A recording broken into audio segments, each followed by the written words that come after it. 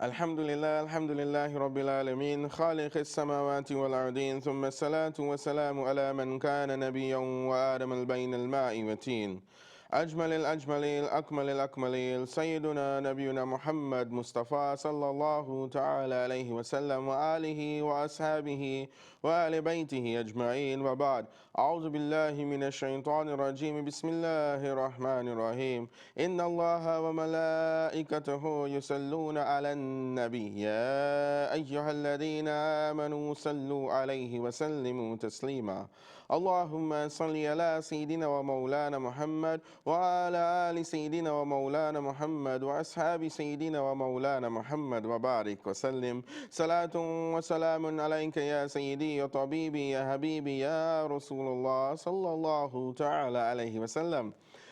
Assalamu alaikum wa rahmatullahi ta'ala wa barakatuh, and welcome to Mufti in the House, your go-to guide for the essentials of Ramadan and fasting. I am Mufti Fareed Jamal Moeeni, your host on this journey of clarity and spiritual discovery, as we seek the guidance of esteemed scholars and the experts in Islamic jurisprudence. In this series, we delve deep into the divine principles that govern fasting and the practices that make Ramadan a unique and spiritual enriching experience for the Muslims worldwide. Join us, dear viewers, brothers and sisters, as we explore the diverse aspects of this blessed month, shedding light on the do's and don'ts, addressing common misconceptions, and providing clarity on the teachings that shape the observance of fasting. Dear viewers, brothers and sisters, and this program is brought to you through the kind courtesy of our CEO, Haji Inshan Ishmael. We make special dua that Allah Almighty continue to bless Haji Sahib with health, strength, and long life. And may He remove the difficulties that may be apparent, and inshallah, may He grant him success in all his endeavors. We also make dua, and in our dua, we ask Allah Almighty to forgive his beloved parents who have passed away. May Allah Almighty forgive them, have mercy on them, and grant them Jannah, inshallah. And in our du'as, we also make dua for the believing men and believing women who have passed away. May Allah Almighty forgive them all, have mercy on them, and grant them Jannah, inshallah, and accept our fasting.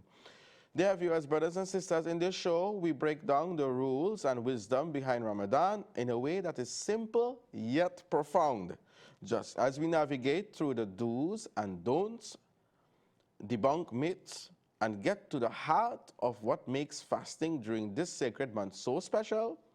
Whether you're new to Ramadan or a senior observer, we're here to make the rulings easy to understand, bringing you closer to the essence of this blessed time.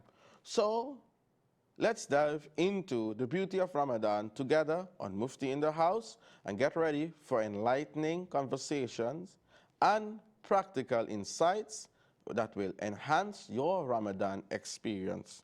Our mission, dear viewers, brothers and sisters, is to make the wisdom of Islamic jurisprudence accessible to all, fostering a greater understanding of the spiritual significance behind the rituals of Ramadan. So sit back, relax, and let Mufti in the House be your go-to guide to a more profound and fulfilling Ramadan experience. May this journey bring us closer to our faith and strengthen our connection with Allah Almighty. Bismillah, and let's begin this journey of knowledge and reflection. Dear viewers, brothers and sisters, welcome again once more to another insightful episode of Mufti in the House, where we address the queries and questions of our audience with the guidance of esteemed scholars and experts in Islamic jurisprudence. Today's question comes from Inayat, who seeks clarity on the matter of fasting for taxi drivers.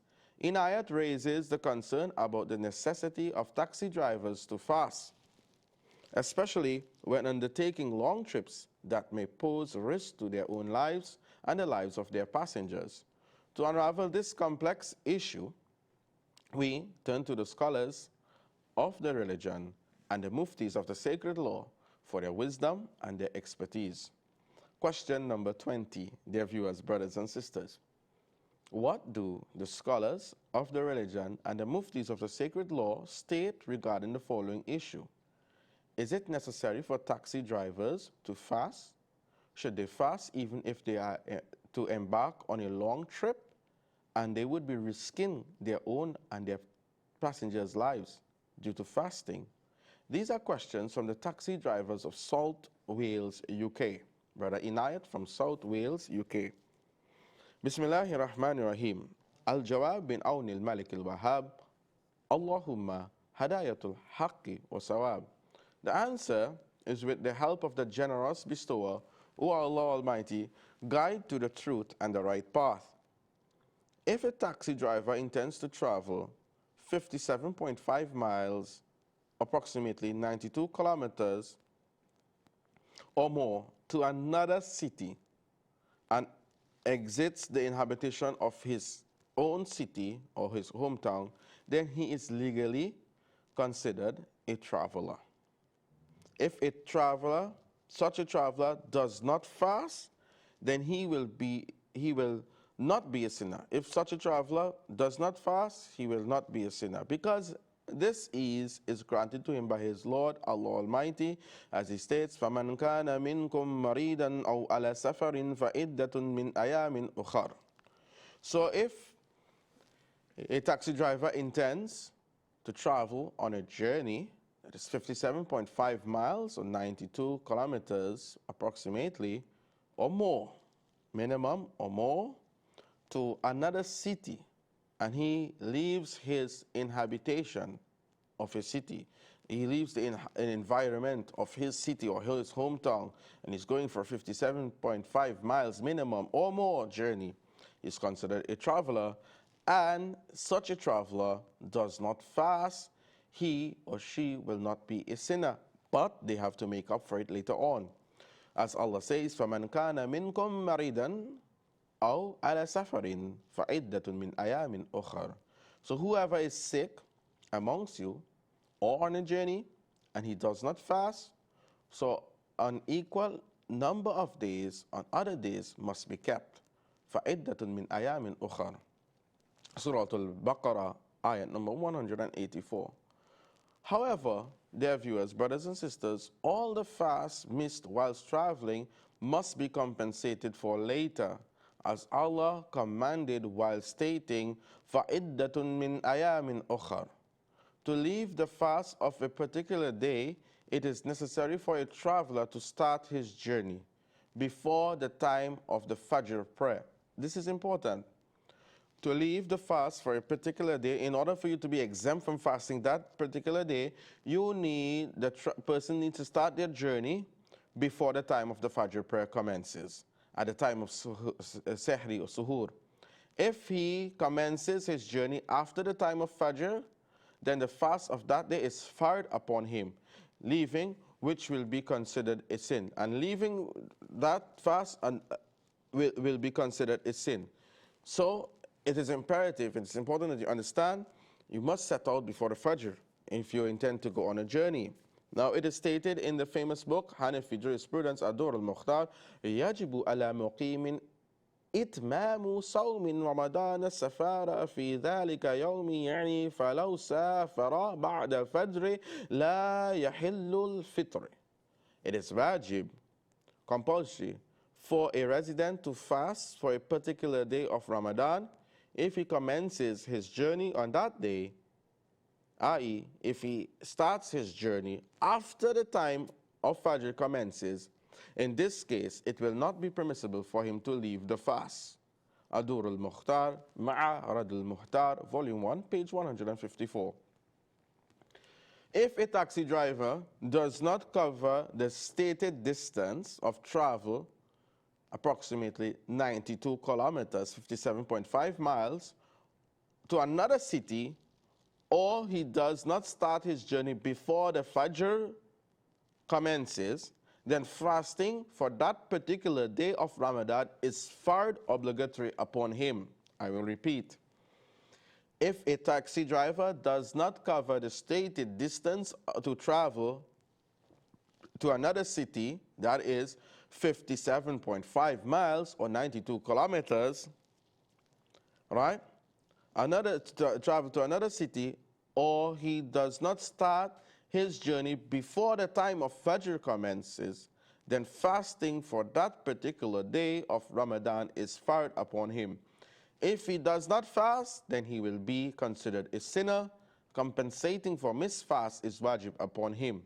If someone travels within the city and he covers the distance of 57.5 miles or 92 kilometers on the meter of the taxi, then he will not be legally considered a traveler, right?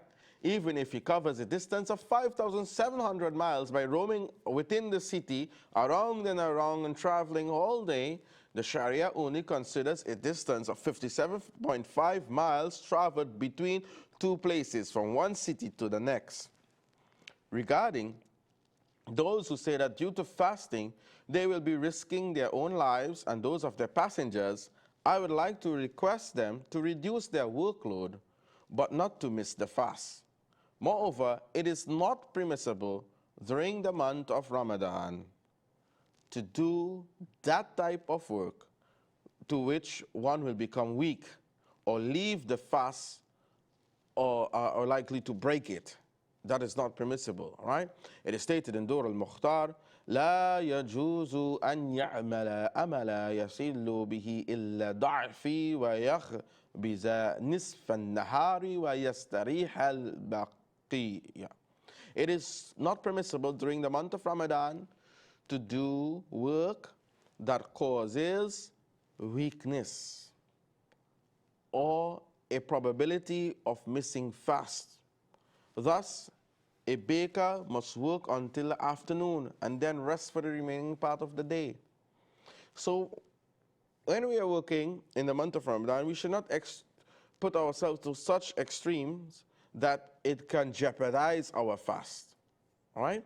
And this ruling applies for all those who do heavy work, which might cause weakness. Thus, they must reduce their workload so they can fast. And in some cases, people take their holidays during the month of Ramadan. Subhanallah, that's the best time to take your holidays so that you can fast and fulfill this ibadah to Allah Almighty. Wealth becomes clean and safe from destruction after one pays their zakat. Similarly, due to fasting, the body is saved from disease and hence from destruction. Fasting is the zakat of the body. Thus, there is protection for one's life in fasting and not the danger of losing it. The scholars responded to Brother Inayat's inquiry by delving into the issue of fasting rules for travelers. Particularly, taxi drivers, they begin by emphasizing that if a taxi driver intends to travel a distance of 57.5 miles or more to another city, he is considered a traveler in the eyes of Islamic jurisprudence. In such cases, not fasting during the journey is permissible, as Allah has provided this concession to ease the burden on the traveler. Quoting relevant Quranic verses and ahadith, the scholars clarify that travelers must compensate for missed fast later. The scholars also highlight the importance of commencing a journey before the Fajr prayer to qualify a traveler exempt from fasting. Subhanallah. Now, if a traveler begins the journey after Fajr, fasting becomes obligatory for that day, and not observing it would be considered a sin. Regarding concerns raised by taxi drivers about risking lives during long trips, the scholars advise, caution, and recommended reducing workload rather than missing fast. They stress that it is impermissible during Ramadan to engage in work that may lead to weakness, missed fast, or to break the fast. Drawing from Islamic jurisprudence, the quote Al-Dur al-Mukhtar to underscore the impermissibility of engaging in heavy work that could compromise fasting during the holy month of Ramadan. So the scholars conclude by reinforcing the idea that fasting is a form of zakat for the body, offering protection from diseases and safeguarding one's well-being. They affirm that there is inherent safety in fasting contradicting the notion of fasting posing a danger to life. So, dear viewers, brothers and sisters, in addressing Inayat's question, the scholars provide a thorough explanation rooted in Islamic principles, shedding light on the delicate balance between religious obligations and practical considerations for those in unique professions like taxi driving. So, dear viewers, brothers and sisters, it brings us to the next question, which has been submitted by our dear brother Adam from England, who seeks clarification on the impact of inhaling the fragrance of air fresheners and intentionally inhaling the smoke of incense sticks while fasting, or the loban. To unveil the answers, we turn to the esteemed scholars and the muftis, drawing from the rich jurisprudential tradition of the Sharia. Question number 21. What do the scholars and the muftis of the mighty Sharia state regarding the following matter? Whilst in the state of fasting, is inhaling the fragrance of air freshener in the same ruling as inhaling the smoke of incense sticks? That is, if one intentionally inhales the smoke, will his fast be void or broken? In the books of fiqh, this condition is mentioned that if someone or if somebody was to do this and he inhaled the smoke through his own action, then the fast will break. Does this mean that if, for example, Zaid was to light an incense stick himself, and later on the smoke was to enter his throat unintentionally, that his fast would break because he intentionally lit the incense stick? The questioner is Adam from England. Answer: Bismillahir Rahmanir Rahim. Al-Jawab bin Awn al-Malik al-Wahhab. Allahumma hadayatul haqqi wa sawab. The answer is with the help of the generous bestower. O Allah Almighty, guide to the truth and the right path. Dear viewers, brothers and sisters, inhaling such fragrance which is spread prior to the prayer in the masajid nowadays, that is air freshener, which is sprayed in the air, inhaling such fragrance will not break the fast because it is similar to perfumed air. Likewise, when the fragrance of incense sticks mixes with the air that is reaching you, inhaling its fragrance, whether intentionally or unintentionally, will not break the fast. However, if one remembers that he is in a state of fasting and intentionally inhales the smoke, then the fast will definitely break. Just as it is mentioned in Bahar-i-Shariat that if an incense stick, etc., was burning and someone brought one's mouth close to it and intentionally inhale its smoke into one's nose, the fast will break. Bahar-i-Shariat, Volume 1, page 982. Upon release, the fragrance in air fresheners mixes with the air. Thus, inhaling its fragrance will not break the fast, because this fragrance is similar to perfumed air. Whereas the smoke of an incense stick is composed of perceptible bodies, and inhaling it intentionally causes the fast to break. Allama Shami, may Allah have mercy upon him, mentions in Rad al-Muhtar, وَلَا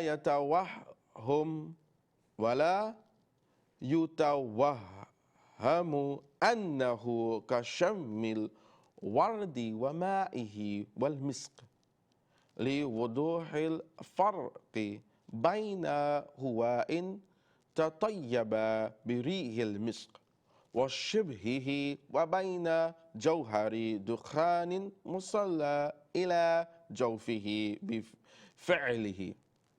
It should be conjectured that its smoke is like inhaling the fragrance of rose or rose water due to the clear difference between air, which is perfumed by musk or its like, and the perceptible body of smoke that reaches his stomach due to his own action.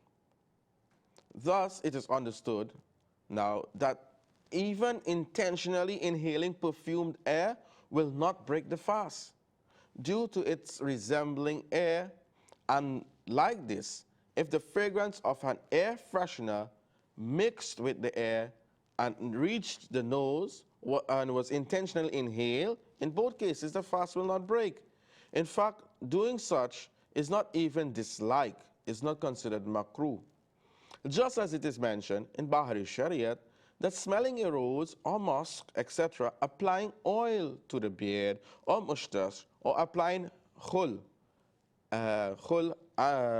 antimony, is not makruh. All right? Yes, if some people places the air freshener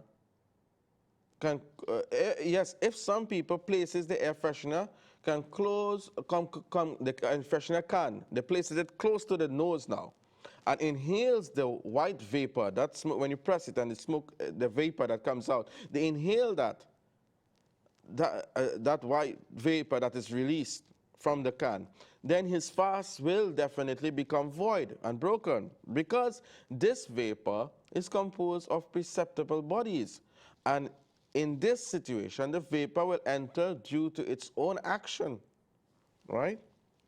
And it is stated in Dur al-Mukhtar, Rad al-Muhtar, that لو أدخل حلقه دخان أفطر أي دخان كان بأي صورة كان إدخال حتى لو تبخر ببخور وآوه إلى نفسه واشتمه ذاكرا لصومه أفطر. If smoke was entered into the throat, intentionally, the fast will become void. If smoke was entered into the throat intentionally, the fast will become void. If he remembered he was fasting, regardless of the source of the smoke and the method of it being entered, for example, if it was coming from bakhur, when you light the type of incense, and he brought it close to himself and he sniffed in the smoke, then his fast will break. Adur al-Mukhtar, ala Rad al-Muhtar, volume 3, page 420. Now, if you misunderstood the condition, بِفِعْلِهِ, by his own action, which is present in the book of fiqh, jurisprudence, whereas it is meaning, and they take it بِفِعْلِهِ, meaning that if one places the incense close to his nose and intentionally inhales its fragrance, and the fast will be void. It is for this reason that Allama Sha'ami has stipulated the condition washtamahi, and he smelt it. He put the incense by his nose and he smelt it. He inhaled it, which means to inhale intentionally. And he states, Allama Sha'ami, what he mentions, he states that لو أدخل خلقه دخان أفطر أي دخان كان بأي صورة كان الإدخال حتى لو تبخر بخور سبحان الله, right? لو تبخر ببخور وآوره إلى نفسه واشتمه ذاكرا بصومه after. If someone burned some bakhur, then brought it close to himself and he intentionally inhaled its smoke whilst remembering he is fasting, then his fast is broken. So that's clear, dear viewers, brothers and sisters. Wallahu ta'ala alam wa rasuluhu alam, sallallahu ta'ala alayhi wa ala alihi wa sahbihi wa sallam. So, dear viewers, brothers and sisters, in response to Adam's first question regarding inhaling the fragrance of air fresheners during fasting, the scholars assert that the release of such fragrances, like those found in air fresheners used in the masjids or mosque today, will not break the fast. They equate it to inhaling perfumed air.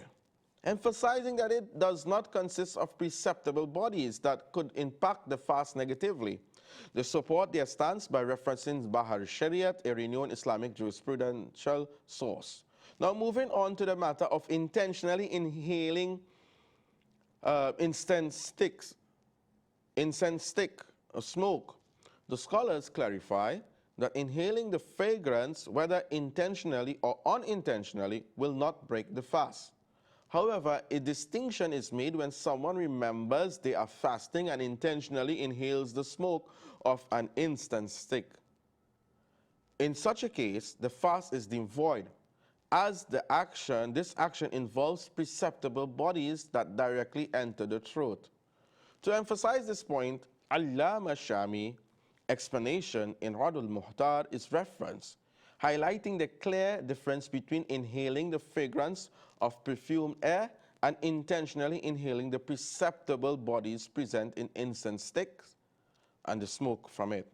The scholars stress that the act of inhaling this, the smoke, the scholars, they stress upon the act of inhaling intentionally is the determining factor whether the fast remains valid or not. Excuse me. Brother Adam's second question delves into the condition mentioned in the fiqh books, that if someone does an action themselves, like lighting an incense stick, and later intentionally inhales its smoke, would their fast break?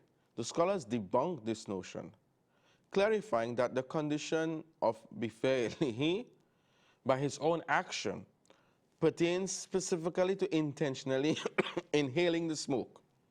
Therefore, if someone unintentionally inhales the incense stick smoke, even after lighting it, their fast remains valid. But if they are intentionally taking in the smoke, putting it by their nose, smell it, then the fast will be broken.